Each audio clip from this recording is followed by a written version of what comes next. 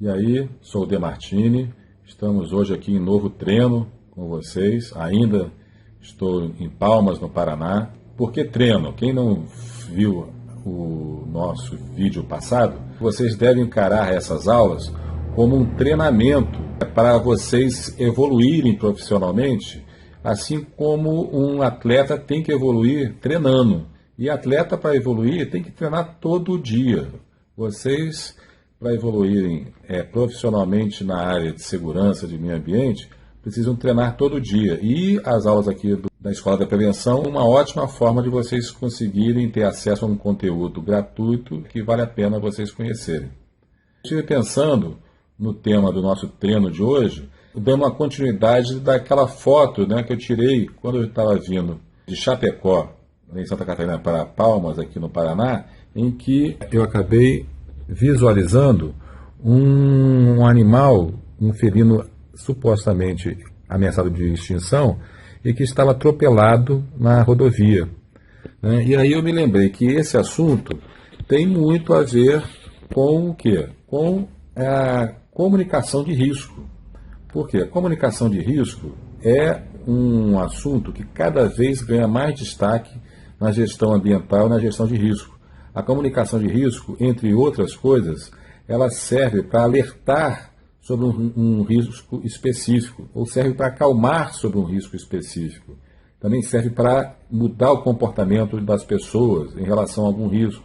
Serve para educar, serve para situações que possamos atuar preventivamente, né? E esse assunto aqui é um assunto de comunicação de risco em que a gente pode fazer uma estratégia de comunicação de riscos em função do nível de incerteza do problema, né? Esse nível de incerteza aqui, pelas informações que a gente tem, é um nível de incerteza baixo. Por quê? Porque a comunicação do risco que tem na rodovia é que tem animais, nessa rodovia especificamente, animais selvagens, animais silvestres que podem cruzar a rodovia.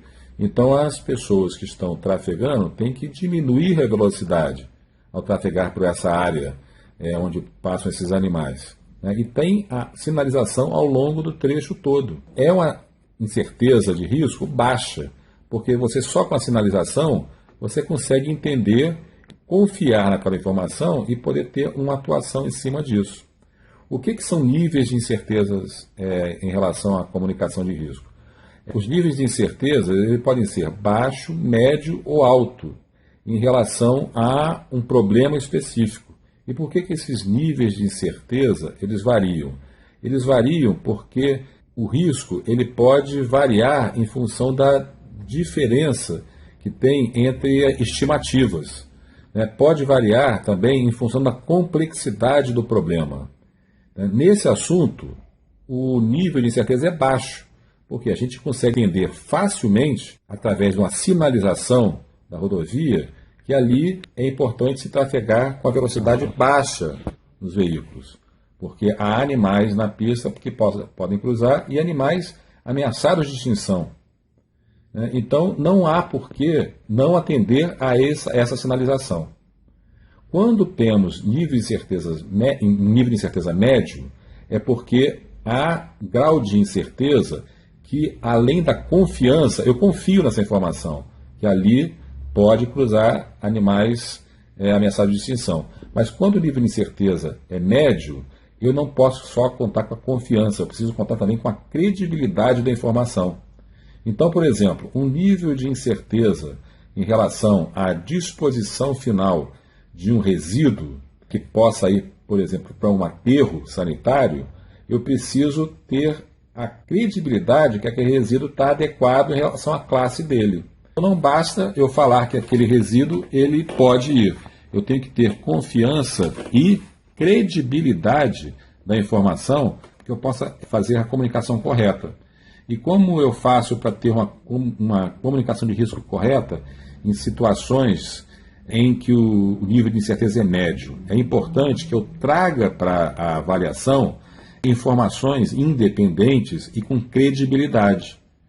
Então, no exemplo de um resíduo que eu tenho que mandar para um aterro e que ele pode ir ou não ir, eu posso fazer essa avaliação através da classificação desse resíduo por uma universidade que tenha credibilidade para informar num laudo qual é a classe daquele resíduo, tá? E para onde aquele resíduo pode ser enviado.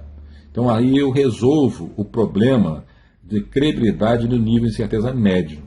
E quando o nível de incerteza é alto, aí só a credibilidade não adianta estar na negociação em relação à comunicação de risco. Eu preciso trazer de novo a questão da confiança, né? Então, quando o nível de incerteza é alto, o importante é se dialogar, ter formas de diálogo entre as partes interessadas. Esse diálogo é que vai estar, no final, ajudando a se concluir em relação à comunicação de risco eficaz.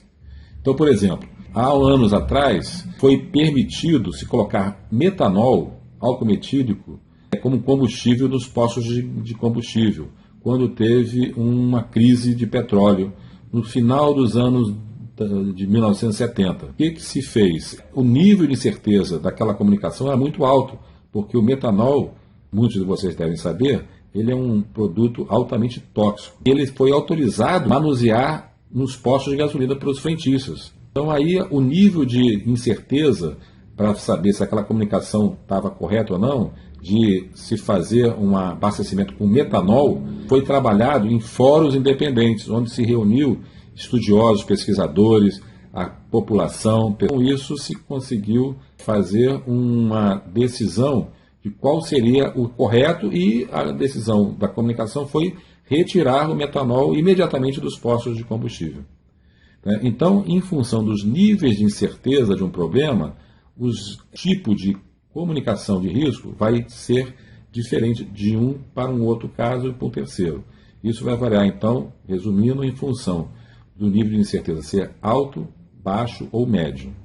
Vou convidar vocês para lerem um artigo que está sendo publicado lá na Escola da Prevenção sobre exatamente esse assunto que a gente está conversando aqui, né? A comunicação de risco e os seus níveis de incerteza. Eu escrevi e deixei lá para vocês complementarem com esse treinamento aqui. Lembrando, se você quer ser um atleta olímpico na sua área de competência, na sua profissão, é importante treinar, treinar, treinar. Todo dia treinar. E então vamos exercitar o nosso cérebro. Vamos lá ler também, além de ver esse vídeo. Então tá bom. Para o próximo treinamento, eu vou deixar aqui uma pergunta. Eu vou pedir para vocês escreverem lá no site da Escola da Prevenção, aqui nessa aula. É a seguinte pergunta: o que tem em comum a eletricidade estática e a cabeça de bacalhau? Então, escrevam lá o que vocês acham e até o próximo treinamento. Um abraço, até lá.